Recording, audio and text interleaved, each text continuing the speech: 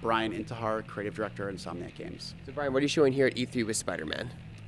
We are showing one of our missions. It's early on in the game. Spider-Man has already taken down Wilson Fisk, the Kingpin, and a new gang has emerged in the city, the Inner Demons, and this is their next stop in terms of taking over Fisk's territory. And Spider-Man has arrived at the scene. Talk about the story. When is this taking place in the Spider-Man universe? Sure. First of all, it's our own Spider-Man universe, so it's kind of like, obviously we want to stick to the DNA of the character, but we also want to mix things up. So in our world, the game Peter's 23. He's already been Spider-Man for 8 years. It's not an origin story. We're kind of picking up a little bit later, and not only is he kind of at the height of being Spider-Man, but on the flip side, Peter Parker, he's just starting out his career. He's just graduated college. He's starting his career as a scientist, and he's struggling to keep his life in order, and that's kind of where we want to see that balancing act he does between Peter Parker life and Spider-Man.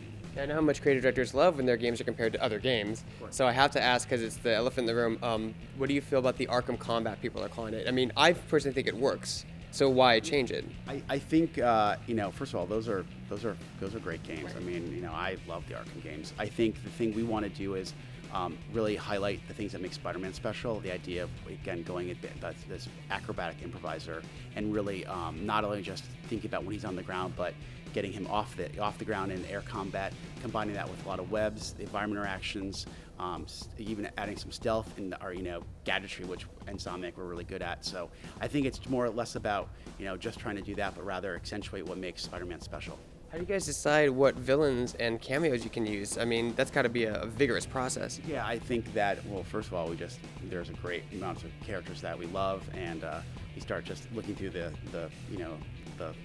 catalog, I guess, and picking which ones. Like, I think we pick it from twofold. One, what's going to help tell the best story and really see those Spider-Man worlds and Peter's world collide, but also from a gameplay standpoint, what's going to really challenge Spider-Man and help force the player to mix up a strategy. So try to find a blend of what's going to make the best story, but also really fun gameplay. You guys are doing something interesting that only film and video games have recently started doing, is the concept of collateral damage as a superhero. Talk a little bit about what that opens up creatively. I think it's New York City is a character, is an important character in our world. It's not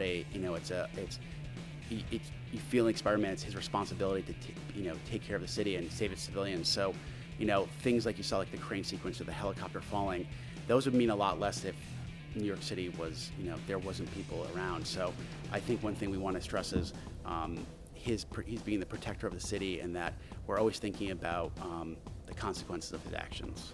So talk about working with this property, because you guys work with Sony particularly, or Disney and Sony, or Disney, Sony, and Fox? So really it's about working with both Sony and Marvel very equally. Whether Sony's obviously an amazing publishing partner we've worked with for many years, whether it was on Ratchet and Resistance, now with Spider-Man, and Marvel's obviously it's the first time we're working with Marvel, and it's been pretty seamless.